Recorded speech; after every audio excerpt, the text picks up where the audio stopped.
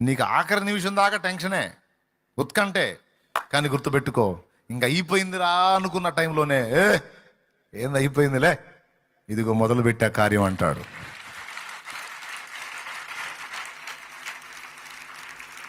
ఏంది అయిపోయింది, ఇంకేంది అయిపోయిందయ్యా, టైం అయిపోయింది ప్రభా, కాలం అయిపోయింది ప్రభా అంటే ఎవడు చెప్పాడు నీ కాలం అయిపోయిందని? ఇప్పుడే నా టైం స్టార్ట్ అయింది అంటాడు ఆయన. లేకపోతే ఎంతసేపు అయ్యా నీ అప్పు, నీ సమస్య, నీ రోగం, నీ ఇబ్బంది, నీ ప్రయత్నాల్లో సఫలత ఎంతసేపు ఆయనకి తలుచుకుంటే? పళ్ళపొడి అమ్ముకునేవాడిని కోట్లకు పడగలు ఎత్తుకుండా చేశాడు. పళ్ళపొడి అమ్ముకునేవాడిని, గొర్రెలు కాసుకునేవాడిని రాజుని చేశాడు. పాముల నోళ్ళలోంచి తప్పించాలన్నా, నిచ్చెనలు నిన్ను ఎక్కించాలన్నా, ప్రజెంట్ నువ్వు ఎదుర్కొంటున్న ఈ పోరాటంలో నీకు జయం రావాలన్నా, ఈ పరిస్థితులు మార్పు చెందాలన్నా దేవుడు కార్యం చేస్తాడు. అయితే నీ టైంలో కాదు, ఆయన టైంలో. పర్వాలేదు, ఒక్కోసారి బాగా వేదన కలుగుతుంది, తట్టుకోలేకపోతున్నాను. శక్తి నాయన, శక్తి నాయన, నీ టైంలోనే తీసే నాయన, నీ టైంలోనే కార్యం చేయ నాయన. కానీ నీ సమయం వచ్చేంత వరకు నిరీక్షించే ఆ ఓపిక నాకీ నాయన. నీ సమయం వచ్చేంత వరకు తాళుకునే శక్తి నాకీ నాయన. నీ చిత్తమే సిద్ధించని నాయన. కొంచెం ఎక్కువగా వేదనగా ఉంది నాయన అని ఆయన ముందే కూర్చోను. అప్పుడు నీకు దాన్ని తాళుకునే శక్తి ఇస్తాడు, నెమ్మదినిస్తాడు, ధైర్యాన్ని ఇస్తాడు, కార్యాన్ని త్వరపెట్టి ఆ సమయంలోనికి రప్పించి నీకు విడుదల ప్రకటిస్తాడు. మార్పు గురించి కానీ, పరిస్థితుల మార్పు గురించి కానీ, సమస్యలోంచి విడుదల గురించి కానీ. అప్పులోళ్ళు ఉన్నారు మీలో చాలామంది. అప్పులు ఎంతమందికి ఉన్నాయి చేతులు ఎత్తండి. అది ఓకేనా?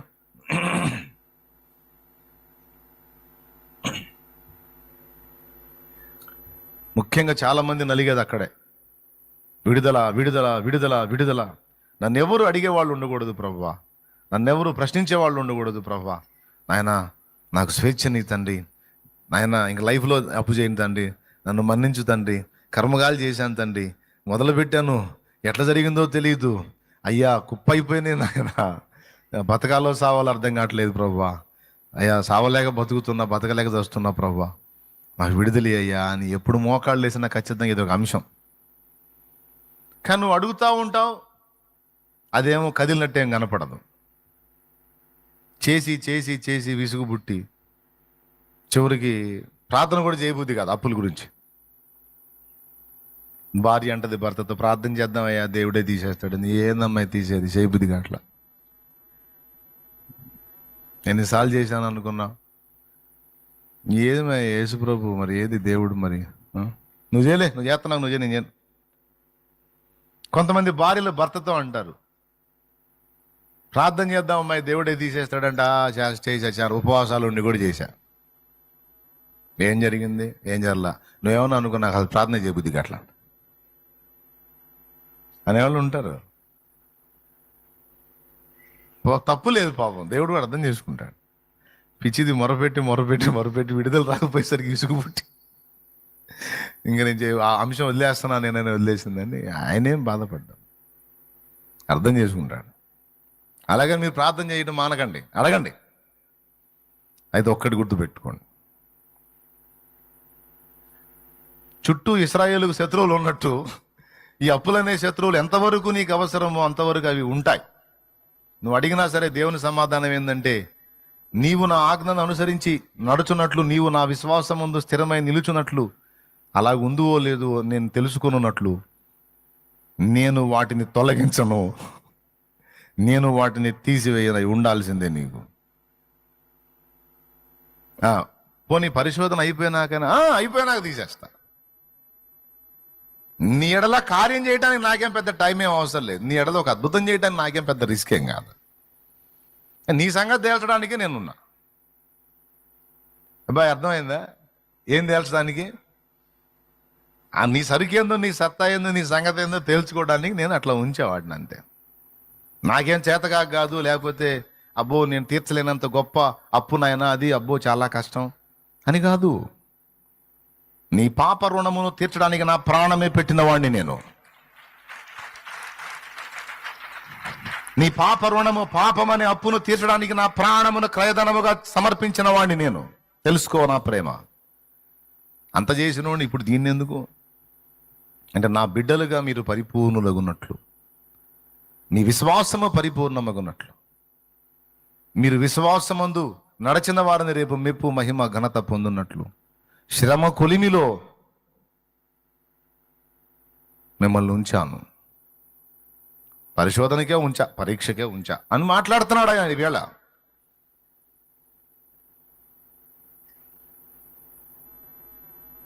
లేకపోతే ఎంతసేపు అయ్యా నీ అప్పు, నీ సమస్య, నీ రోగం, నీ ఇబ్బంది, నీ ప్రయత్నాల్లో సఫలత ఎంతసేపు ఆయనకి తలుచుకుంటే? పళ్ళపొడి అమ్ముకునేవాడిని కోట్లకు పడగలెత్తుడు చేశాడు. పళ్ళపొడి అమ్ముకునేవాడిని,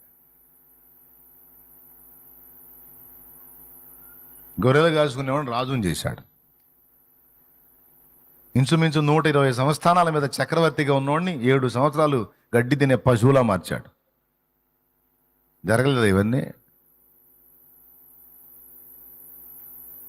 శూన్యమైపోయినటువంటి దాన్ని, అగాధ జలములతో చీకటితో కప్పబడ్డ దాన్ని సుందరమైన సృష్టిగా 6 దినముల్లో మార్చిపడేశాడు.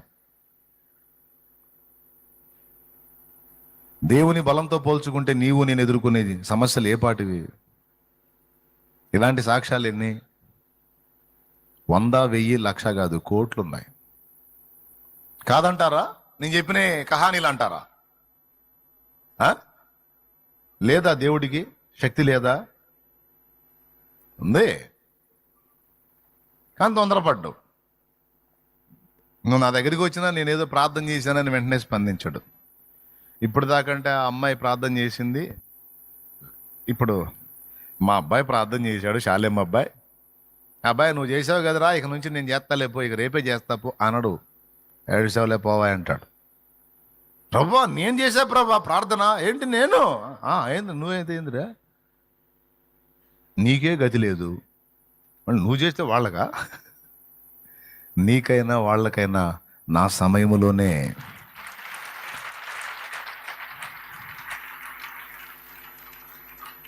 అందుకే అది కూడా పాడుకున్నాం. విడుదల వచ్చేసింది కాదు, విడుదల సమీపించేను. కాల ప్రస్తావన అక్కడ తెచ్చాం. చెమ్మగిల్లు కళ్ళల్లోన కన్నీళ్ళెంత కాలం, కష్టాల బాటలోనే సాగదు పయనం. విడుదల సమీపించెను, నీకు వెలుగు దహించును. విడుదల సమీపించెను, నీకు వెలుగు దహించును. దేవునికి మహిమ.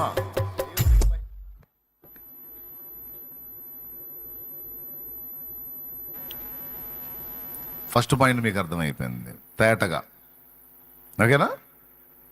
ఇక ముగించేద్దాం మరి, ఇక ప్రార్థన చేసేదా? అంటే వేరే ఊరు వెళ్ళేది ఉందిలే నాకు, అందుకని సింపుల్గా ఒక ముక్క చదివి వర్ణించి ఇక జంప్ అవుదాం అనుకుంటున్నాను నేను.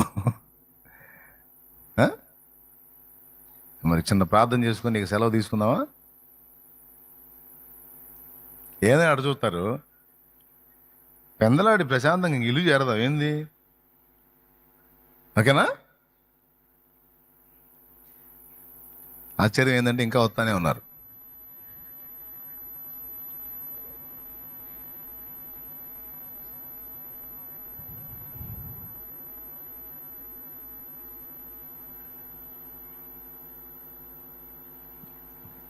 రెండు విషయాలు చెప్పేసి ఇక నేను ప్రార్థన చేస్తాను. 2 సంగతులు. మొదటి సంగతి అయిపోయింది. నీవెదుర్కొంటున్న ప్రతి పరిశోధనలోను, ప్రతి శోధనలోను, ప్రతి ఇబ్బందిలోనూ దేవుని అనుమతి ఉంది అని గుర్తెరుగు. 1, దేవుని సెలవైంది, లేకపోతే తోటలోకి సర్పం రాదు, నోవహు ఫ్యామిలీ శోధించబడదు. దేవుడు అనుమతి అయింది, వాళ్ళు పరిశోధించబడ్డారు, పరీక్షింపబడ్డారు. నోవా ఫ్యామిలీ గెలిచింది, ఆదాం ఫ్యామిలీ ఓడింది. ఆశ్చర్యం చెప్పనా? ఓడినా మళ్ళా వాళ్ళని సరిచేసి మళ్ళా వాళ్ళలోంచి జనములను రప్పించాడు. నోవా దగ్గరికి వచ్చేటప్పటికి మొత్తం మలినమైపోతే మళ్ళీ ఆ మిగిలిన శేషమంతా తొలగించి మళ్ళీ నోవా ఫ్యామిలీ నుంచి మళ్ళా జనాంగాన్ని తీసుకొచ్చాడు. ఇప్పుడు అందరికీ మూలపితరుడు, భూమి మీద ప్రస్తుతం ఉన్న మానవ జాతి మొత్తానికి మూలపితరుడు ఎవరో తెలుసా? నోవా. మనందరికీ తండ్రి ఎవరో తెలుసా? నోవా. అక్కడ నుంచి ఆదాం అవతలకి. వీళ్ళిద్దరూ పరీక్షకు గురయ్యారు.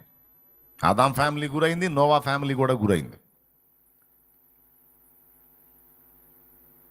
సరే, అక్కడి నుంచి అబ్రహాం దగ్గరికి వస్తే పాపం అబ్రహాంకి అడుగడుగున పరీక్షలే. ఎక్కడికి వెళ్ళాలో చెప్పడు. నువ్వు లేచి బయలుదేరి, నేను చూపించే దేశానికి పో అంటాడు.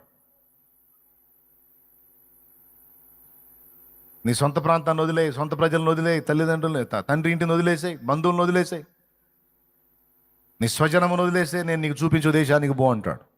అదొక పరీక్ష. ఏడికి పోవాలి అడగల, బయలుదేరాడు. అక్కడికి పోతే కరువు వచ్చింది. ఎక్కడికి పోవాలి? ఐగుప్తుకు పోయాడు. అక్కడ ఒక పరీక్ష. ఆ దరిద్రుడు సారాన్ని ఎత్తుకొని పోయాడు, ఆ ఫరోగాడు. అక్కడ ఒక పరీక్ష. అయ్యా నా భార్య, భయపడవాకు, నేను తెస్తాలే బయటికి. వాడిని టచ్ కూడా చేయనీయకుండా మళ్ళీ శారమ్మను బయటికి తీసుకొచ్చాడు. సరే, అక్కడి నుంచి మళ్ళీ కనానికి వచ్చాడు.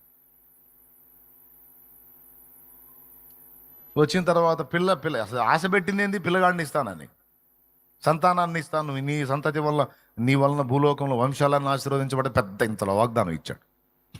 వాగ్దానం చూస్తే ఎంత ఉంది, నెరవేర్పు చూస్తేనే ఎంత కూడా లేదు. మీరు కూడా వాగ్దానాలు తీసుకొని ఉంటారుగా, అందరికి పెద్ద పెద్ద వాగ్దానాలు వచ్చి ఉంటాయి. వాగ్దానమేమో పెద్దది, నెరవేర్పేమో ఇంత కూడా కనపడాలి. అది ఎట్లా? ఖచ్చితంగా నెరవేరింది. ఎందుకంటే వాగ్దానం ఇచ్చినవాడు నమ్మదగినవాడు, ప్రామిస్ చేసినవాడు, ఒట్టు పెట్టినవాడు నమ్మదగినవాడు.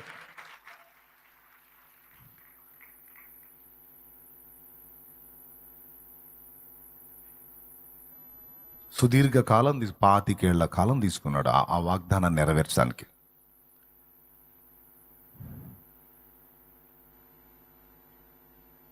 అయిపోయింది, ఇచ్చాడు.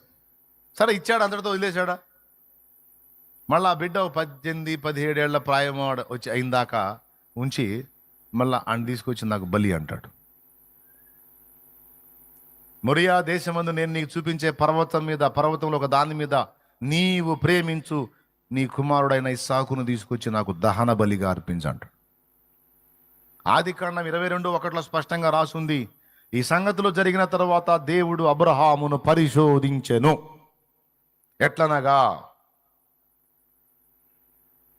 ఎట్లనగా అని మొదలుపెట్టి ఇస్సాకు బలి ఉదంతాన్ని మాట్లాడతాడు. నాకెళ్ళి చూడండి నాన్న, జస్ట్ రిఫరెన్స్ నోట్ చేసుకోండి అంతే. ఈ రకంగా చూస్తే ఇక మోషే లైఫ్,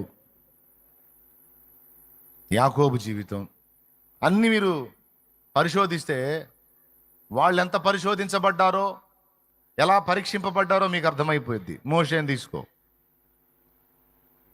ఐగుప్తు రాజపీఠం దక్కిద్ది, కానీ ఒప్పుకోలా. దేవుని ప్రజలతో శ్రమే చాలనుకున్నాడు. అక్కడి నుంచి ఏ ప్రజల్ని రక్షించాలనుకున్నాడో వాళ్ళ ద్వారానే అక్కడి నుంచి పంపబడ్డాడు, తరమబడ్డాడు. వాళ్ళని బట్టే మిద్యానుకు పోయి అక్కడ 40 ఏళ్ళు పాపం పరిశోధన. మళ్ళీ తీసుకొచ్చి అదే మోషేని వినియోగించి మోషే ఆశించిన కార్యం మోషే ద్వారానే జరిగించాడు. అయితే మోషే అనుకున్న టైంలో కాదు, దేవుడు అనుకున్న టైంలో. అలా ఎందుకు అంత టైం తీసుకున్నాడు అనేది ఈ ఒక్క పాయింట్ గురించి చాలాసార్లు మాట్లాడాను. దాని గురించి మళ్ళీ మీకేం వివరించాల్సిన అవసరం లేదు. యోసేపు పరిశోధించబడ్డాడు, దానియేలు పరిశోధించబడ్డాడు. అట్లా భక్తులందరూ మీరు చూడండి, అపోస్తలులు కూడా పరిశోధించబడ్డారు, పౌలు శోధించబడ్డాడు, పేతురు పరిశోధించబడ్డాడు, భక్తులందరూ పరిశోధించబడ్డారు, పరీక్షింపబడ్డారు. ఫైనల్గా చెప్పాలంటే నాటి ఇశ్రాయేలు, నేటి అభినవ ఇశ్రాయేల్ అయిన సంఘము కూడా పరీక్ష పొందాల్సిందే. మనల్ని పరీక్షించున్నట్లు మన చుట్టూ వ్యతిరేక జనాంగము, వ్యతిరేక పరిస్థితులు, ఉండాల్సిందే. ఇప్పుడు చెప్పండి, ఆ మాట నేను వారిని తొలగించను, వారిని తీసివేయను అన్న మాట చిన్నదా? చిన్నదా? వారు నా ఆజ్ఞ చొప్పున నడుతురో లేదు నేను వారిని పరిశోధించి శోధించి తెలుసుకున్నట్లు నేను ఆ జనమును వారి ఎదుట నుండి వెళ్ళగొట్టను. వాళ్ళు ఉండాల్సిందే. నేను చెప్తున్నా, ఇప్పటి వరకు నువ్వు సఫర్ అవుతున్నావు దేని గురించో, ఓకే, దాని గురించి విడుదల వచ్చిందా? ఇంకా ఏది రాదని కలగనొద్దు. మళ్ళీ ఇంకొకటి ఉంటుంది. మీరు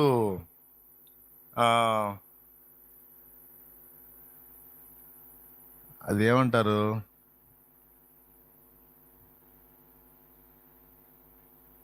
ఆట ఒకటి ఉంటుందండి, పాములు బొమ్మలు వేసి ఉంటాయి, వైకుంఠపాళి. వైకుంఠపాళి ఆట ఆడారా? వైకుంఠపాళి ఆట తెలుసా మీకు?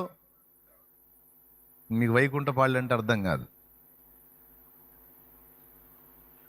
మన తెలుగులో చెబుతా, పాము పటం. పాము పటం ఎంతమంది తెలుసు అది? కదా, అది పెట్టుకొని ఆడారు కదా. నేను చాలాసార్లు ఆడా. మనకి చిన్నప్పుడు అది తెలియక ఆట అనుకున్నాం. కానీ ఆట కాదు, అది మన లైఫ్, మన జీవితం. రెండు ఉంటాయి, నిచ్చెనలు ఉంటాయి, పాములు ఉంటాయి. నిచ్చెనలు ఉంటాయి, పాములు ఉంటాయి. అదిగో ఇది లేటెస్ట్ గేము. మేము చిన్నప్పుడు పెద్ద పట్టం ఉంటుంది, అందులో అన్ని బొమ్మలు కూడా ఉంటాయి, కోతులు పందులు అన్ని బొమ్మలు కూడా ఉంటాయి. పెద్ద పట్టం, దాన్ని పెట్టుకొని ఇక చింతపెక్కలు తీసుకొని రాళ్ళలో పుల్లలో పెట్టి ఇక మొదలు పెడతాం అన్నమాట. ఫైనల్లో ఏం రాస్తాడంటే పరమపద సోపానము అని రాస్తాడు. పరమపద సోపానము. పరమపదం అంటే ఇక దేవుని దగ్గరికి చేరటం. ఎక్కడి నుంచి స్టార్ట్ అయితే తెలుసా? కోతి దగ్గర నుంచి స్టార్ట్ అయింది. మీకు దొరికితే తెచ్చుకొని చూడండి ఆ బొమ్మని. ఫస్ట్ బొమ్మ కోతి ఉంటుంది. కోతి దగ్గర నుంచి స్టార్ట్ అయ్యి, మన బాల్య చేష్టలు అన్ని కోతి చేష్టలే కదా, అక్కడ నుంచి స్టార్ట్ అయ్యిద్ది. ఇంకా అక్కడ నుంచి ఇక మనం ఆట ఆడుతూ ఉంటే చిన్న చిన్న నిచ్చెనలు ఉంటాయి. అక్కడక్కడ మనం అంతా తిరిగే పని లేకుండా సడన్గా నిచ్చెన ఎక్కేసి 3వ గడికి వెళ్ళిపోవచ్చు, 4వ గడికి వెళ్ళిపోవచ్చు. కొన్నిసార్లు పెద్ద నిచ్చెనలు ఉంటాయి, అది పడిందంటే ఏకదం 5వ గడికి వెళ్ళిపోవచ్చు. దాని పక్కనే పెద్ద పాము ఉంటుంది, అద్దుగది అద్దిరబ్బాయి. పరమపద సోపాన పఠము. స్టార్టింగ్లో ఏముంది, నెంబర్ 1లో ఏముందో చూడండి, భలే గుర్తుందిరా నాకు. జూమ్ చేయమ్మ, కనపడేది మన వాళ్ళకి అక్కడ ఏముందో.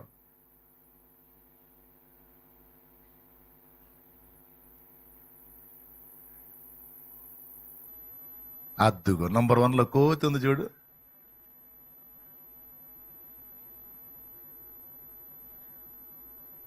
పోతా ఉంటే కొన్ని చోట్ల హిరణ్యాక్షుడు అనే రాక్షసుడు, రాక్షసులు ఉంటారు, యజ్ఞాలు ఉంటాయి అండి. ఫైనల్లో చూడండి, ఫైనల్లో అదిగో పరమపద సోపానము. ఓకేనా, రైట్. ఈ పెద్ద పాము ఒకటి ఉంది చూడండి, ఎంత పొడుగుందో. అక్కడి నుంచి మొదలు పెడితే ఎగ్దం తీసుకొచ్చి కోతి దగ్గర పెట్టింది మళ్ళీ.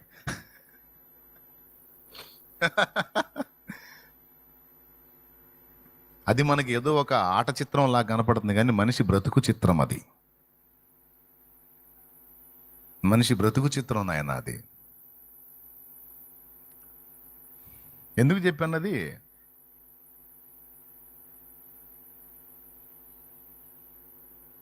ఏ పాయింట్లో చెప్పాను అసలు అది?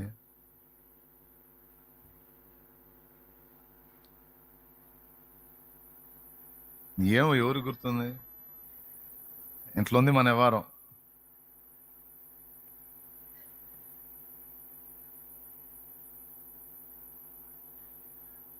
Super, very good.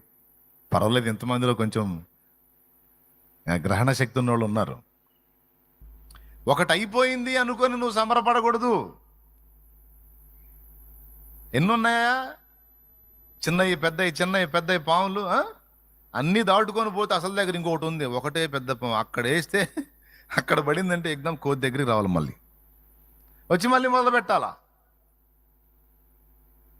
ఎందుకు ఈ విషయాలు చెప్తున్నానంటే, మనకి రెండు అనుభవాలు దేవుడు, నిచ్చెనలు ఇచ్చాడు, పాముల్ని కూడా ఇచ్చాడు.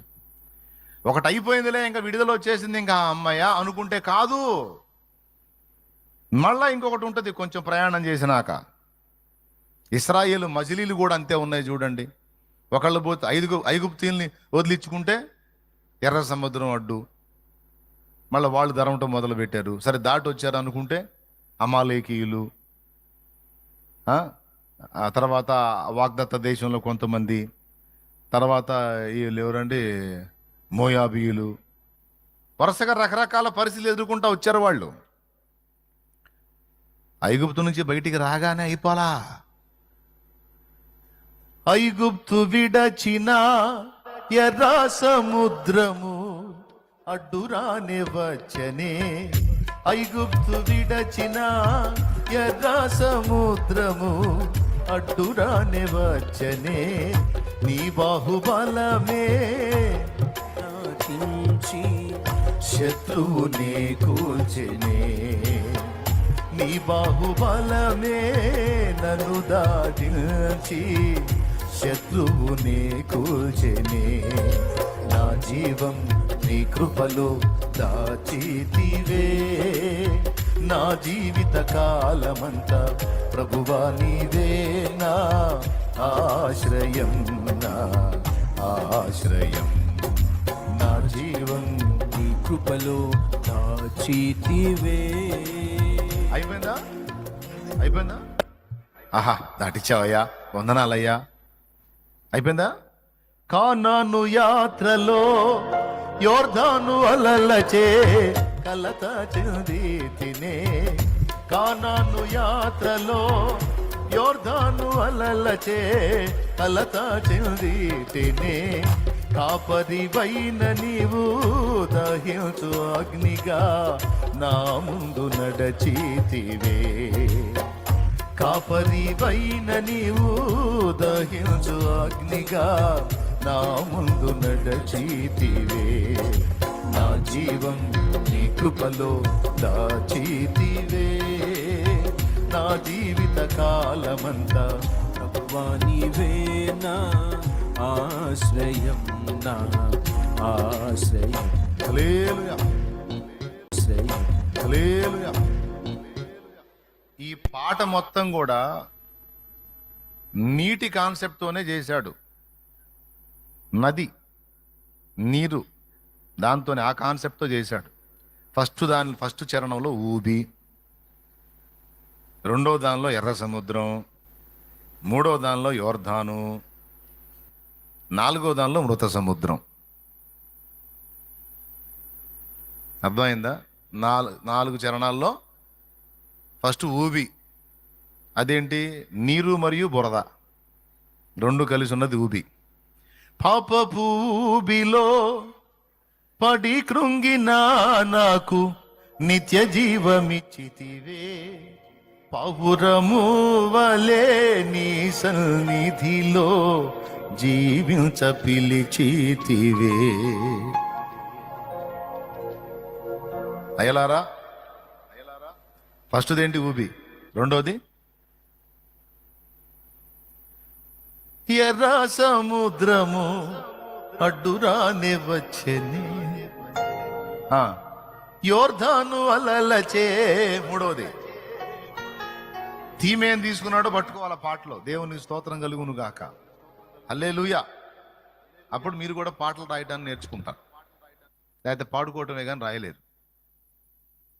అసలు ఏం థీమ్ తీసుకొని పాట తయారు చేశాడు, అందులో పాఠం ఏంటి అనేది పట్టుకోవాలి. దేవునికి స్తోత్రం. బిడ్డలారా, అన్ని చేసి కనాన్ దగ్గరికి వచ్చి మళ్ళీ యోర్దాను అడ్డు వచ్చింది, ఉరవడిగా ప్రవహిస్తుంది. ఏం చేయాలయ్యా అన్నాడు. మందసం మోయుచున్న లేవీయుల పాదములు నీళ్లలో మోపమను అన్నాడు. బాగా ప్రవహిస్తుంది యోర్దాను. ఎప్పుడైతే మందసం తీసుకొని అలాగా లేవీయులు యాజకుల యొక్క కాళ్ళు నీళ్లలో మోపారో, అరకాళ్ళు మునిగినాయో, తక్కువని ఆగిపోయింది ప్రవాహం. బా, ఏం విషయం అండి! విశ్వాసంతో అడుగు ఏమనో, ఆపు తండ్రి, ఆపినాక వేస్తాం నాయన, ఆపక ముందు ఇంత బురవటిగా ప్రవహిస్తుంది, అడుగులు వేస్తే కొట్టుకుపోతాం నాయన అంటే కాదు. వెయ్, విశ్వాసపు అడుగు పడితేనే ఆశ్చర్యకార్యం జరుగుతుంది, కానీ ఆశ్చర్యకార్యం జరిగినాక అడుగేద్దామంటే అది విశ్వాసం అనిపించుకోదు కదా. అవునా? అడుగై వేసావా, ఇప్పుడు చూడు ఆగిపోయింది. అప్పటిదాకా వాళ్ళలో ప్రవహించే నీళ్లు గట్లు మీదుగా ప్రవహించనని రాసుంది. ఇట్లా వాలు ఉంది నాయన నదికి, ఆ వాలుకి వీళ్ళు అడ్డొచ్చారు. వీళ్ళ కోసం ఆ వాలు ఇట్లా ఉన్నా ఆ వాల్లోంచి నీళ్లు ప్రవహించకుండా అడ్డుపడ్డాడు. ఆగిపోయినాయి, ప్రవాహం కిందికి పోవటలా. మరి ఎడిపోయిందంటే ఇక్కడ ఆగేసరికి ఆ పైనుంచి వచ్చే ఉరవడంతా కూడా గట్ల మీద నుంచి పక్క పొలాల్లో పడింది. పొలములలో ప్రవహించినవి కానీ వాళ్ళ అరకాలు దాటి రాలపైకి.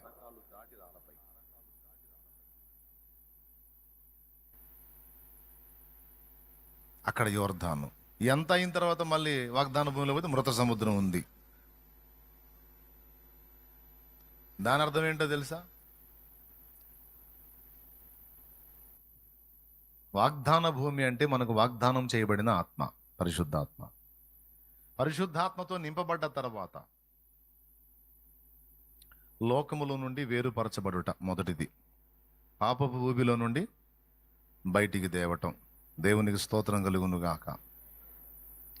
తర్వాత ఐగుప్తును విడిచిపెట్టి ఫస్ట్ పాపం నుంచి విడుదల, ఐగుప్తు లోకం నుంచి విడుదల, పాపము లోకం రెండింటి నుంచి విడుదల. తర్వాత మారు మనస్సు, బాప్తిస్మం. ఆ రెండు చరణాలు, ఈ రెండు కనపడతాయి. మూడో చరణం దగ్గరికి వచ్చేటప్పటికి అంటే వాగ్దాన భూమి. మనం ఏం చేస్తాం? లోకం నుంచి వేరుపరచబడతాం. మీకు ఈజీగా అర్థమయ్యేటట్టు చెప్తాను, మళ్ళీ టెన్షన్ పడకండి. లోకం నుంచి వేరుపరచబడతాం యేసు రక్తం చేత. ప్రభు దగ్గరికి వస్తాం, ప్రభు సిలువు తెలుసుకొని. ప్రభు దగ్గరికి వచ్చిన తర్వాత రెండు ఉన్నాయి, మారు మనసు, బాప్తిస్మం. లోకము నుంచి ప్రత్యేకించబడుట, పాపములన్నీ కడగబడి నిమిత్తము బాప్తిస్మం పొందుట. మూడు ఘట్టాలు వచ్చిన చూడండి. ఫస్ట్ లోకములో ఉండి ప్రభు సిలువను చూసి ప్రభు దగ్గరికి వచ్చుట, ప్రభు దగ్గరికి వచ్చినాక మారు మనసు పొందుట, మారు మనసు పొందిన తర్వాత బాప్తిస్మం పొందుట. ప్రభు దగ్గరికి రాకుండా ఈ రెండు జరుగుతాయా? కాబట్టి ప్రభు దగ్గరికి వచ్చేది కూడా ఒక ఘట్టం. మొత్తం మూడు ఘట్టాలు ఉన్నాయి. మొదటి చెప్పండి, లోకములో ఉండి ప్రభు సిలువ చూసి ప్రభు దగ్గరికి వచ్చుట ఒకటి.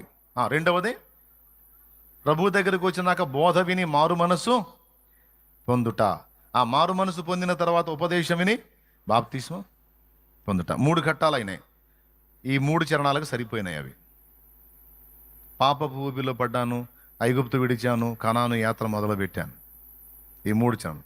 నాలుగో చరణం వాగ్దాన భూమి. ఓకేనా? నాలుగోది ఏంటి? వాగ్దానం.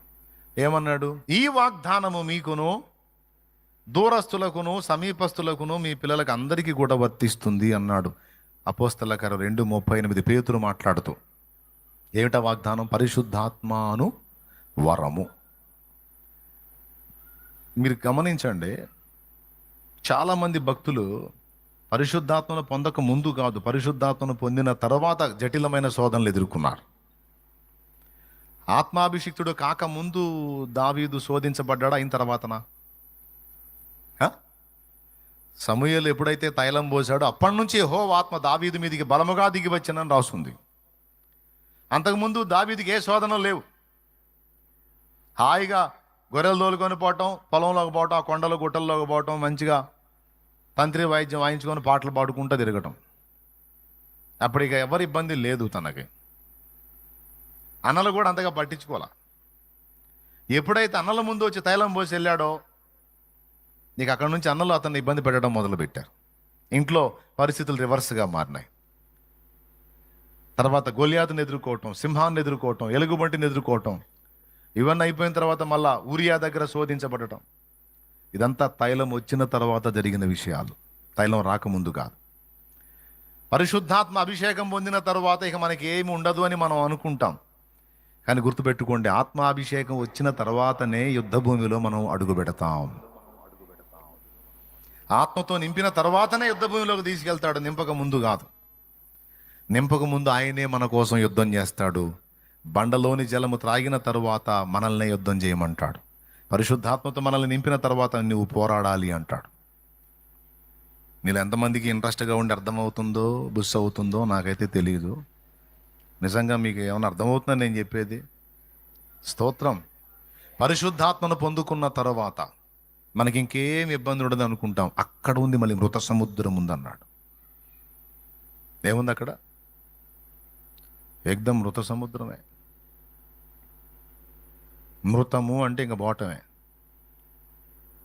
సౌలు ఆత్మను పొందిన తర్వాతనే ఇస్కరియోతు యూదా కూడా ఆత్మను కలిగిన వాడే సేవ చేశాడు. తర్వాత ఎఫెక్ట్ అయిపోయాడు. భక్తుల్ని చూడండి, మీరు ఆత్మచేత నింపబడ్డ తర్వాత వాళ్ళు పరిశోధనకు గురయ్యారు. కాబట్టి పరిశుద్ధాత్మను పొందుకున్నాక ఇంకా నాకేం ఉండదని ఫీల్ అవ్వద్దు. ఆ తర్వాత అసలైనది స్టార్ట్ అవుతాయి. ఎంతమందికి అర్థమైంది? ఇవన్నీ నేను చెప్పాలి మీకు, లేకపోతే మీరు అమాయకంగా ఉండే అవకాశం ఉంది. క్లియర్గా అందించాలి మీకు. అందుకే ఈ విషయాలు మీకు అందిస్తున్నాను నేను.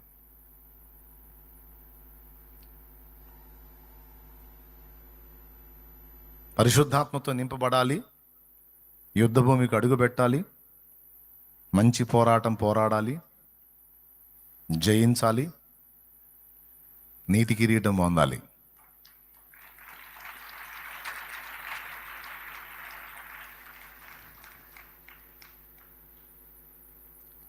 ఇశ్రాయేలు మజిలీలు ఎన్ని రకాలుగా జరిగినాయో, మధ్యలో ఎన్ని రకాల వ్యక్తులను ఎదుర్కొన్నారో, ఎంత పోరాటం జరిగిందో, ఎంత పోరాడి వాగ్దత్త భూమిని స్వాధీనం చేసుకున్నారో మీకు తెలుసు.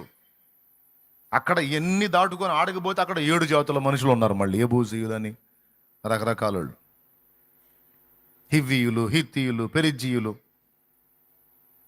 అనాకీయులు, మొత్తం 7 జాతుల మనుషులు అక్కడ ఉన్నారు కనాన్లో. మళ్ళీ వాళ్ళతో ఫైటింగ్. అమ్మా, అడుగడుగున పోరాటమేనా? మరి పోరాటం బ్రదర్. క్రైస్తవ జీవితం అంటే పోరాటం బ్రదర్. ముగిస్తున్నా బ్రదర్, వినండి బ్రదర్. క్రైస్తవ జీవితం అంటే పూల మీద నడక కాదు సిస్టర్. ఎందుకంటే దేవుడు నీ కొరకు నా కొరకు సిద్ధపరిచినవి శ్రేష్టమైనవి. శ్రేష్టమైనవి అవి స్వతంత్రించుకోవాలంటే ఈ పోరాటంలో ప్రయాణం చేయాలి. క్రైస్తవ జీవిత ప్రయాణం అంటే అంత మెత్తటి దూది మీద పొర్లాడినట్టు కాదు. ముళ్ళ మీద పడక, నీళ్ల మీద నడక. ఎంతమందికి అర్థమైంది? అర్థమైతే ఇక నేను ప్రార్థన చేస్తా. ఈ ఒక్కడ పోతే చాలన్నయ్య, ఆ ఒక్కడ పోతే చాలన్నయ్య అన్న దగ్గరికి వస్తారు. నేను నవ్వుకుని ప్రార్థన చేస్తా. ఆ ఒక్కటంట తీసే ప్రభువా. నాకు తెలుసుగా నీ బతుకు ఎంతవరకు ఉంది అంతవరకు. ఒకటి పోతే ఒకటి. నిత్యంలో నాగరాజులు, నిత్యంలో 2 లైన్లో ఉంటాయి. నాకు తెలుసు. నన్ను అడిగే పిచ్చిమోకానికి తెలియదుగా. ఈ ఒక్కటన్నయ్యా, ఈ ఒక్కటన్నే నేనంటే నీ ఒక్కటనే డైలాగుతో నువ్వు ఉన్నంతకాలం, నేను ఉన్నంతకాలం వస్తానే ఉంటావు పో అనుకుంటాను నేను. అర్థమైందా మీకు నేను చెప్పింది? ఎన్ని రావాలో, ఎన్ని ఎదుర్కోవాలో. అయితే ఒక్కటి మీకు ఫైనల్ ఒక్కటి నిరీక్షణ చెప్తున్నాను. ఏంటంటే,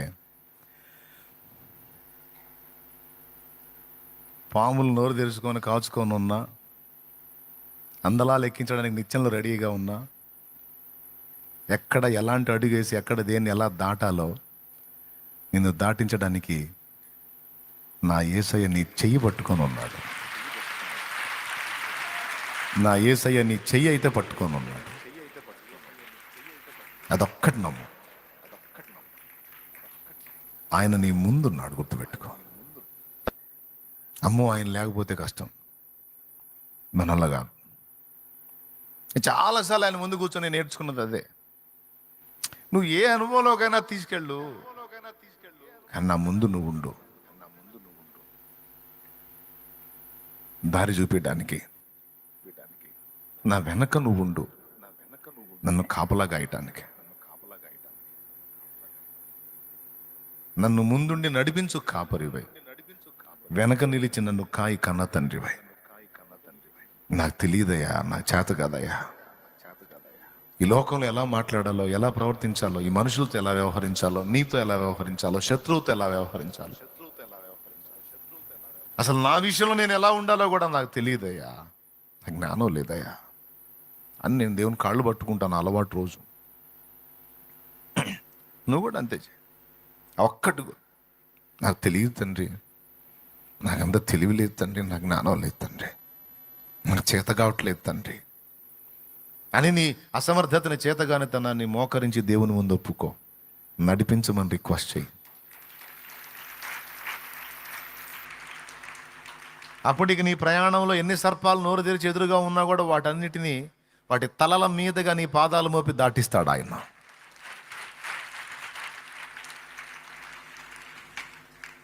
అర్థమైందా? వీటిని సూచించేదానికే నేను ఈరోజు ప్రేరేపించబడ్డా. ప్రయాణంలో మాత్రం అన్నీ ఎదురవుతాయి. అసలు ఏమీ లేకుండా తీసేయటం అనేది జరగదు బ్రదర్. లైఫ్ లాంగ్ గుర్తుపెట్టుకోండి ఈరోజు చెప్పిన ఈ విషయాన్ని. లైఫ్ లాంగ్ గుర్తుపెట్టుకో, చిన్న విషయం కాదు. యేసు ప్రభువుని నమ్ముకుంటే ఎక్కడెక్కడ సొమ్మంతా వచ్చి పడిద్ది, అసలు ఇంకే ఉండదు. బిల్డింగ్ మీద బిల్డింగ్ కట్టి పైనుంచి ఎక్కడం, కింద నుంచి దిగటం, కింద నుంచి ఎక్కడం, పైనుంచి దిగటం అన్నట్టుగా ఏదో కలలు కనొద్దు. ఎందుకంటే ఈ లోకంలో నిన్ను స్థిరపరచడానికి కాదు ఆయన నిన్ను పిలిచింది. నీకు దేవుడు సిద్ధపరిచిన ఆ నూతన యెరూషలేములో శాశ్వతత్వాన్ని ఇవ్వటానికి రెడీ చేశాడు. అరే ఈ భూమికే శాశ్వతత్వం లేదు, పంచభూతములు మహావేంద్రంతో లయమైపోతాయన్న వాక్యం లేదా?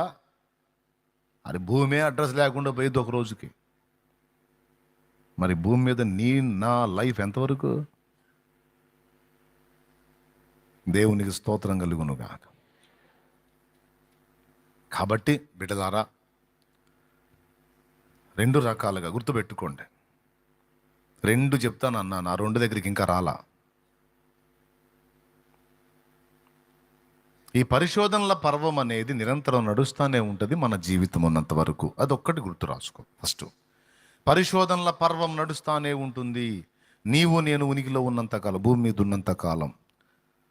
ఒక సమస్య పోతే ఇక అంతటితో అయిపోయింది అనుకోవడానికి లేదు. అఫ్ కోర్స్ ఇంకా ఎదురైతే రావచ్చు అని మెంటల్గా ప్రిపేర్ అయి ఉండు. అర్థమైందా? సిద్ధపడి ఉండు. సిద్ధపడి ఉన్నోడికి భయం ఉండదు. సిద్ధపాటు లేనోడు షాక్ తింటాడు. సిద్ధపడి ఉన్నాడు, ఓకే వచ్చిందా, ఓకే ఇది కామనే, ముందే అనుకున్నాంగా, వచ్చిందా, ఓకే వచ్చిందా. అంతకుముందు డీల్ చేసిన దేవుడు ఇప్పుడు కూడా డీల్ చేస్తాడు. దేవునికి స్తోత్రం. కానీ మన శరీర సంబంధం మనసు ఏమంటే తెలుసా? ఇంకేం రావద్దు, ఇంకేం రావద్దు, ఇంకేం రావద్దు, ఇంకేం రావద్దు అంటే దేవుడు అంటాడు అది జరగదు, అది జరగదు.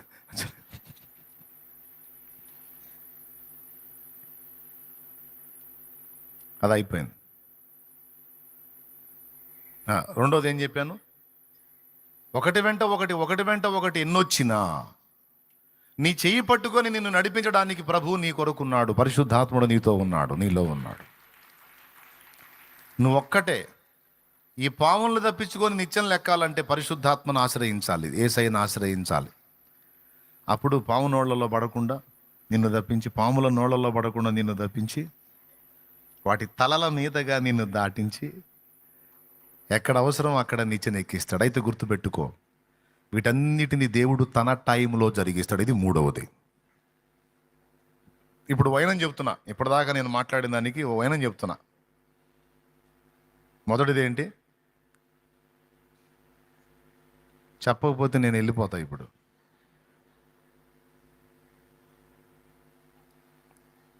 మొదటిదేంటి? భూమి మీద నీవు జీవించి ఉన్నంత కాలం పరిశోధనల పర్వం నడుస్తుంది. ఒకటి. రెండవది, పరిశోధనలు ఎన్నైనా సరే వాటి నుంచి నిన్ను దాటించడానికి యేసయ్య, పరిశుద్ధాత్మ ఇద్దరు లైన్లో ఉన్నారు. ఓకే, ముందు యేసయ్య అనుకోండి, వెనక పరిశుద్ధాత్ముడు. పైన పరలోక తండ్రి చూస్తానే ఉన్నాడు, దైవత్రిత్వంలోని ఇద్దరు వ్యక్తులు ముందు వెనక మనల్ని పహారా కాసుకుంటారు. ఎప్పుడయ్యా? మనం ఆయనను నిరంతరం ఆశ్రయించినంత వరకు ఆయన హస్తం మనకు తోడుగా ఉంటుంది. అందుకే ప్రతిదానికి ప్రార్థించు, మొర్రపెట్టు, ప్రార్థించు, మొర్రపెట్టు అంటాడు. ఎందుకంటే ప్రార్థించకపోతే రాలేడు. ప్రార్థించాలి, నిరంతరం ఆశ్రయించాలి, అప్పుడు అందుబాటులోకి వస్తాడు.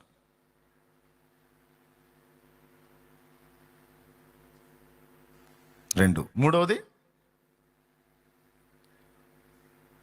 పాముల నోళ్ళలోంచి తప్పించాలన్నా, నిచ్చెనలు నిన్ను ఎక్కించాలన్నా, ప్రజెంట్ నువ్వు ఎదుర్కొంటున్న ఈ పోరాటంలో నీకు జయం రావాలన్నా, ఈ పరిస్థితులు మార్పు చెందాలన్నా దేవుడు కార్యం చేస్తాడు. అయితే నీ టైంలో కాదు, ఆయన టైంలో.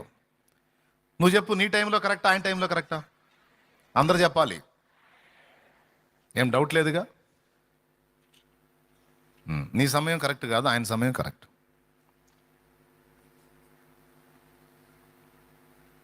అంతటి యేసయ్యే నా సమయం ఇంకనూ రాలేదు అన్నాడు. అమ్మా, నాతో నీకేమి, నా సమయం ఇంకా రాలేదు అంటే తండ్రి డిసైడ్ చేసిన టైం ఒకటి ఉంది, అది తెలుసు యేసయ్యకి. అదే యేసయ్య ప్లేస్లో మనం ఉంటే, ఆ శక్తి మనకి, యేసయ్యకు ఉన్న శక్తి మనకు ఉంటే, వాళ్ళు అడగకపోయినా సరే, ఏంది అయిపోయిందా అనుకుంటే మనమే పోయేవాళ్ళం. ద్రాక్షరసం అయిపోవాలే అనుకుంటూ పోయేవాళ్ళు. ఆగదుగా మనకి. చేయమంటారా, ఇమ్మంటారా అని అస్సలు ఏం పట్టించుకోలే. ఆయన నింపాదిగా కూర్చున్నాడు. చివరికి వాళ్ళకి దడ స్టార్ట్ అయింది. విందు ప్రధానం వస్తున్నాడు. వాళ్ళు ఏం చేయాలో అర్థం కాక ఇబ్బంది పడతా ఉంటే, ఆ సన్నివేశం మరియమ్మ చూసి తల్లి ఆయన దగ్గరకు వచ్చి, కుమారుడా, వాళ్ళకి ద్రాక్షరసం అయిపోయిందంట, నువ్వేమైనా చేయగలవా అని అడిగిద్ది. అప్పుడు అంటాడు, అమ్మా, నాతో నీకేమి పని, నా సమయం ఇంకా రాలేదు అంటాడు. అప్పుడు ఆ పాయింట్ పట్టుకుంటాడు. చాలా చురుకామే, చాలా షార్ప్. నా సమయం ఇంకా రాలేదంటే కార్యం ఏదో ఉంది ఇక్కడ. ఆ టైం కోసం ఆగాడు.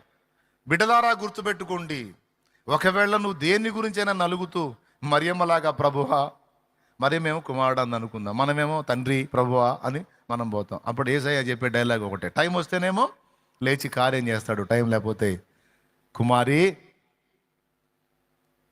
నాతో నీకేమి, నా సమయం ఇంకా, కుమారుడా, నాతో నీకేమి, నా సమయం ఇంకా. అప్పుడు మరియమ్మ వాదన పెట్టుకోవాలా, నువ్వే అట్లా అంటే ఎట్లయ్యా, సమయం రాకపోతే, ఆ సమయం రాలేదని కూర్చుంటే ఎట్లా నువ్వు చెప్పు.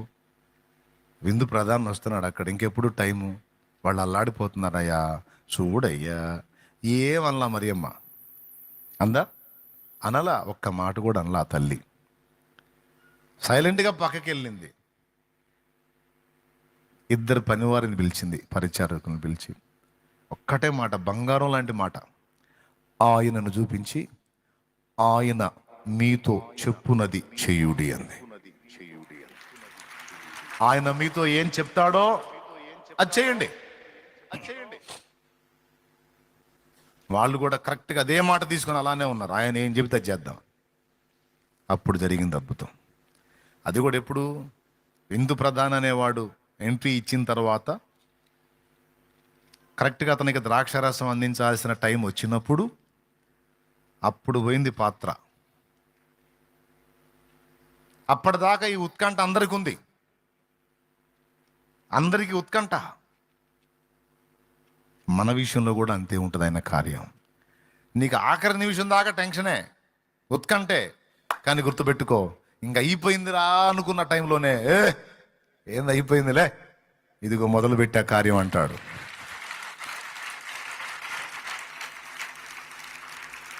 ఏంది అయిపోయింది, ఇంకా ఏంది అయిపోయిందయ్యా, టైం అయిపోయింది ప్రభా, కాలం అయిపోయింది ప్రభా అంటే, ఎవడు చెప్పాడు నీ కాలం అయిపోయిందని? ఇప్పుడే నా టైం స్టార్ట్ అయింది అంటాడు ఆయన.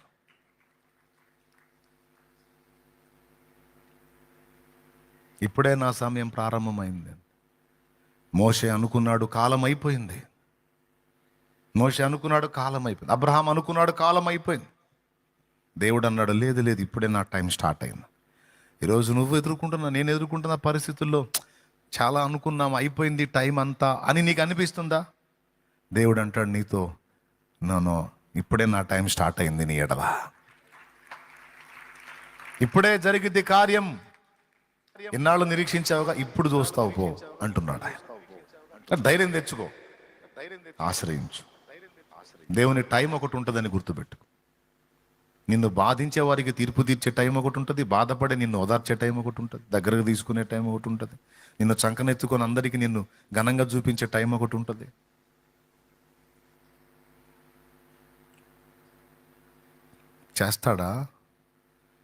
చేస్తాడా ఇవన్నీ చేస్తాడా? టైం ఎప్పుడైనా పర్లా, చేస్తే అంతే చాలు. చేస్తాడు. నిన్ను ప్రేమించేవాడు నిన్ను నిన్ను నిన్ను నిన్ను గనపరచకుండా ఎందుకుంటాడు? బలహీనతలో బలమే నీవు, బాహుబలము ప్రియుడా నన్ను ఘనముగా చూడా, పరితపించేవుగా,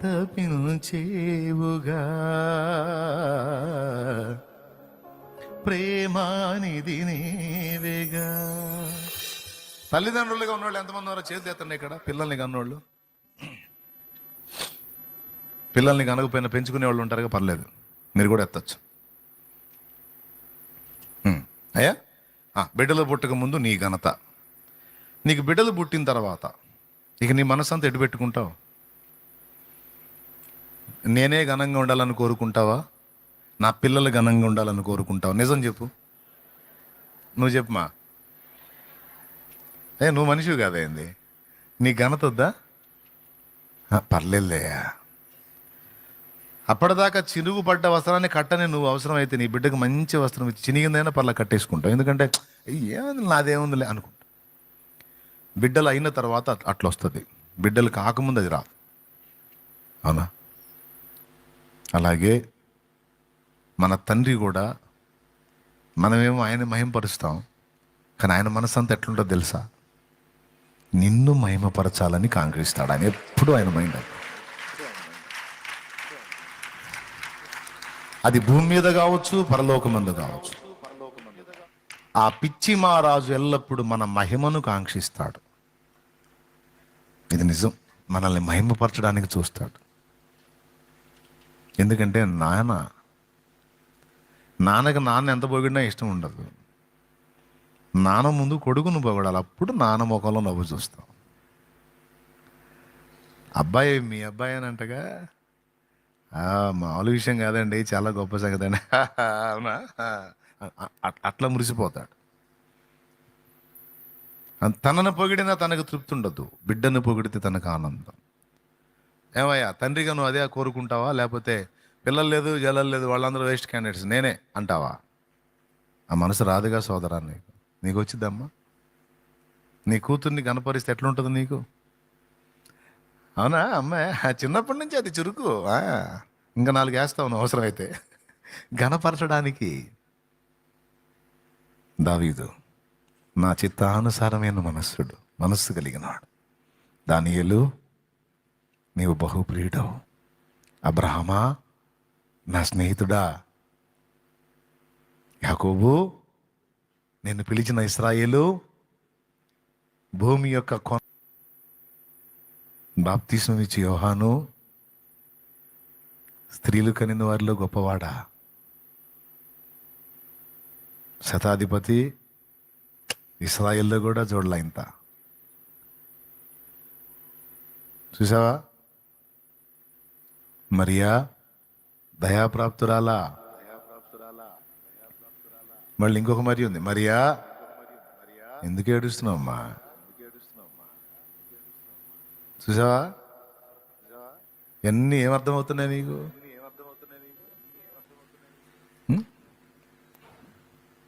ఆయన పడదులేండి, పైన చాలా గట్టాం స్టార్ట్ చేశారు, ఏదో రిపేర్లు చేస్తూ ఉంటారు వాళ్ళంతే. మనమేమో ఆయన మహిమను వెతికితే ఆయన ఎప్పుడు మన మహిమను కోరుకుంటాడమ్మా. మనం ఘనంగా భూమి మీద కూడా మనం ఘనంగా ఉండాలని కోరుకుంటాడు. అవసరాన్ని బట్టి కొన్నిసార్లు రప్పిస్తాడు. అవి ఎందుకంటే మన మంచి కోసమే. కానీ ఎప్పుడు భూమి మీదైనా అక్కడైనా మన ఘనతని నిజంగా కోరుకునే వాళ్ళు ఎవరైనా ఉన్నారు 100% అంటే ఆయనకి మించిన వాళ్ళు ఎవ్వరూ లేరు. మురిసిపోతాడు. ఓకేనా? రైట్.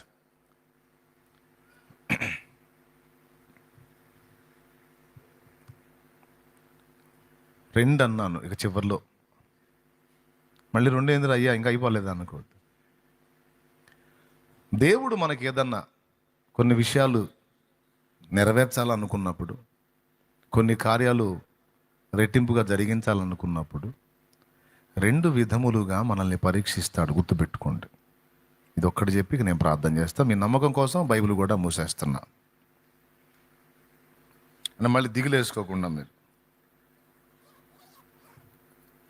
మీకేమంటే శుభ్రంగా బయలుదేరుతారు బైబిల్ సంఖ్యలో పెట్టుకుని. నేను బావాలి, చాలా పనులు ఉన్నాయి నాకు. ఆ మీటింగ్ గ్రౌండ్లో పనులు ఉన్నాయి, అది మహాకూటాలు ఉన్నాయి. ఏం సామాన్యమైన పనే. అవి అయిపోయిన తర్వాత మందిరాల ప్రతిష్టలు ఉన్నాయి, వరుసగా నూతన బ్రాంచీలు ఉన్నాయి, సేవకుల సిద్ధపాటు ఉంది. మరి చాలామందికి పిలుపునిచ్చున్నాం. అందరూ వాళ్ళ డీటెయిల్స్ ఇచ్చున్నారు. వాళ్ళందరినీ సమకూర్చాలి. సేవకు సిద్ధమైన వాళ్ళని చేరదీయాలి, వాళ్ళని ఆదరించాలి, వాళ్ళని ప్రోత్సహించాలి, వాళ్ళకి విషయ పరిజ్ఞానం కలిగించి లైన్లో వదించాలి. బోల్డ్ అని పనులు ఉన్నాయి. నాకు ఉన్న ఎగస్టాలను తొలగించున్నట్లు మనల్ని శుద్ధి చేయడానికి రెండు విధములుగా దేవుడు మనల్ని పరీక్షిస్తాడు. ఒకటి, మనకు ఉన్న వాటిని తొలగించి, అంటే కఠినమైన శ్రమలను మనకు రానిచ్చి, అందులో మన విశ్వాసాన్ని పరీక్షించి, ఆ పరీక్షలో మన ఉత్తీర్ణమైన తర్వాత రెండంతలుగా దీవిస్తాడు. ఇది ఏబు లైఫ్లో జరిగింది. ఏబులో చాలా చాలా చాలా చాలా ఉన్నవాడు ఏబు. మొత్తం తీసేశాడు. ఆఖరికి ఆయన ఒంట్లో ఉన్న ఆరోగ్యాన్ని కూడా తీసేసి పేషెంట్ని చేసి. ఎవడైనా ఏబును చూస్తే, ఒకప్పటి ఏబు ప్రస్తుత ఏబును చూస్తే, ఏబు బతకట్రా ఏం కానీ ఫిక్స్ అయిపోతారు. ఎక్కడో మొదలై ఎక్కడో ముగిసిందిరా ఏబు జీవితం, అయ్యో పాపమని అందరూ అనుకుంటారు. ఏబుకు మళ్ళా లైఫ్ లేదని. కానీ ఆశ్చర్యం, పరిశోధన అంతా పూర్తయిన తర్వాత ఏబు ఏది నమ్మాడు అదే జరిగింది. శోధింపబడిన మీదట నేను సువర్ణముగా మారెదను, నేను సజీవుడనై ఆయనను చూస్తాను. ఖచ్చితంగా నెరవేరింది. ఏబు 500 జతల ఎద్దులను పోగొట్టుకుంటే 1000 జతల ఎడ్లు ఇచ్చాడు మళ్ళీ. అంతకుముందు 500, ఈసారి 1000, డబల్. 10 మంది పిల్లల్ని పోగొట్టుకుంటే మళ్ళీ 10 మందిని భూమి మీద ఇచ్చాడు, 10 మందిని పరలోకంలో ఉంచాడు, పరదేశంలో. అక్కడ 10, ఇక్కడ 10, 20 ఏబు కోటాలో. గాడిదలు డబల్, మొత్తం double double double double double. ఎప్పుడు ఇవన్నీ డబల్ అయినాయి? ఈ డబల్ కావటానికి ముందు ఉన్నాయన్నీ పోవాల్సి వచ్చింది. కొంతమంది అనుకుంటారు ఎక్కడో ఒక రేంజ్లో ఉండేవాళ్ళం అన్నా, ఇప్పుడు ఇక్కడికి వచ్చాం. ఇప్పుడు ఇక్కడికి వచ్చాం, మరి సంగతి ఏంటంటే ఇంకేముందన్నా, అయిపోయిందన్నా, ఇంకేం లేదన్నా. లేదంటే లేదు. ఏబు ఉదంతం తెలుసుకొని ఉంది అన్నావా, మళ్ళీ స్టార్ట్. రెండంతలు పరిశోధన పూర్తయిన తర్వాత ఆ పరిశోధనలో ఏబుకు 2 పాఠాలు. ఒకటి విశ్వాస పరీక్ష, రెండవది అతనిలో ఉన్నటువంటి మాలిన్యం ప్రక్షాళన. 2 జరిగినాయి. మూడవది సైతానుగాడి వెధవైపోవటం. ఏబులో కొన్ని లోపాలు ఉన్నాయండి. ఈ శ్రమల చేత ఏబును శుద్ధి చేశాడు. రెండవది, ఏబు విశ్వాస వీరుడని మనందరికీ చూపించాడు. అంటే అంత కఠినమైన శ్రమలో కూడా నన్ను వదిలిపెట్టలేదని. మూడవది, సైతానుగాడు ఎదవైపోయాడు. ఏబుకు వచ్చిన అగచాట్ల వెనక ఈ 3 కారణాలు. ఇంకా బోళ్ళని ఉన్నాయిలే, ముఖ్యంగా 3. ఇప్పుడు దీన్ని ఏమంటారంటే ఉన్నాయన్నీ తీసేసి శ్రమలను రప్పించి అనుమతించిన శోధన. ఓకేనా? 2 అన్నా, 1 అయిపోయింది. ఇప్పుడు రెండోది చెప్తా. రెండోది ఏంటంటే లేనివి ఇచ్చి పరిశోధిస్తాడు. అందులో కొన్ని అవకాశాలు ఇస్తాడు. సంపదలు ఇవ్వటమే కాదు, సౌఖ్యం ఇవ్వటమే కాదు, పాపము చేయడానికి అవకాశాలు కూడా ఇస్తాడు. బరి తెగించి అడుగులు వేయటానికి, లోకాన్ని చూసి తప్పటడుగులు వేయటానికి లోకం నీ ముందుకు వచ్చేటట్టు కూడా చేస్తాడు. ఈ ఒక్క ముక్క మీ మైండ్లో వేయాలని ఆశపడ్డా. ఏం చెప్పాను ఇప్పుడు? రెండోది ఏం చెప్పా చెప్పండి, ఇంకా నేను వెళ్తాను చెప్పండి. కొన్ని ఇచ్చి అలాగే లోకం నీకు అందుబాటులోకి వచ్చేటట్టు చేసి పరిశోధిస్తాడు. అది కూడా టెస్టే, మనకు తెలియదు అది టెస్ట్ అని. దేవుని కృప వలన నువ్వు కానీ పాస్ అయ్యావు అనుకో, అందులో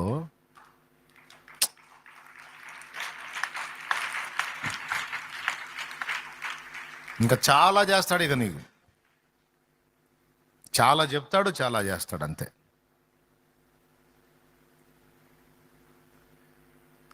ఒకటేమో తీసి, రెండవది ఇచ్చి అన్నాను. ఇచ్చిన దానిలో లోకాన్ని, లోక సంబంధమైన భోగాలను అన్నిటినీ నీకు అందుబాటులోకి తెచ్చు. పాపం చేసే అవకాశాలు కూడా వస్తాయి. అక్కాయ్ ఇనక్కాయ్ అనాయ్ ఇను, అందులో ఆఫర్స్ వస్తాయి. బాగా వినండి, ఆఫర్స్.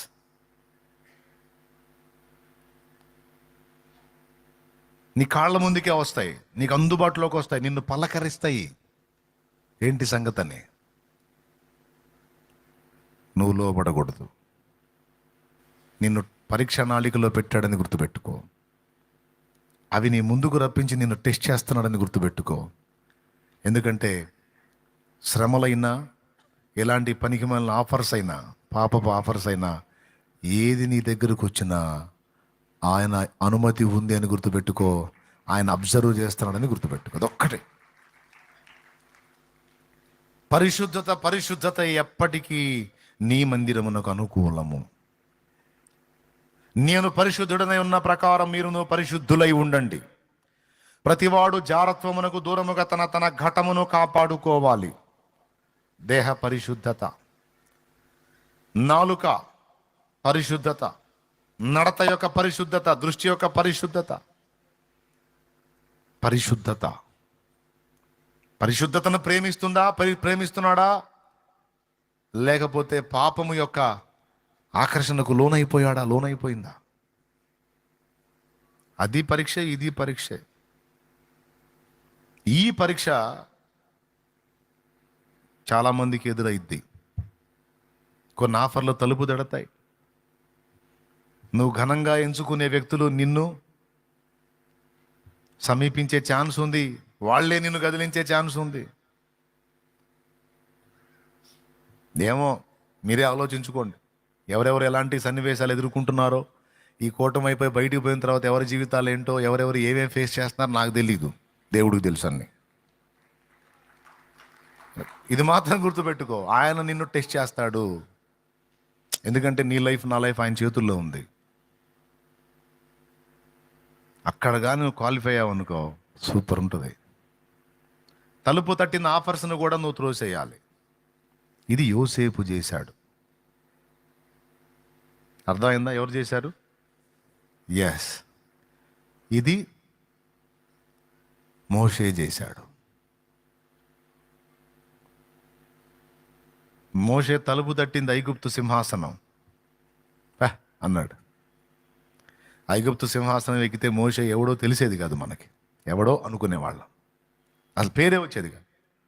ఆ సింహాసనాన్ని కాలుతో ఒక తన్నుదన్నాడు కాబట్టి ఈరోజు వేల సంవత్సరాలుగా ప్రజలకు మార్గదర్శి అయి, ఇశ్రాయేలు జాతి విమోచకుడై, రక్షకుడు రావడానికి మార్గం సరళపరిచిన విశ్వాస వీరుల జాబితాలో మోషే ఉన్నాడు.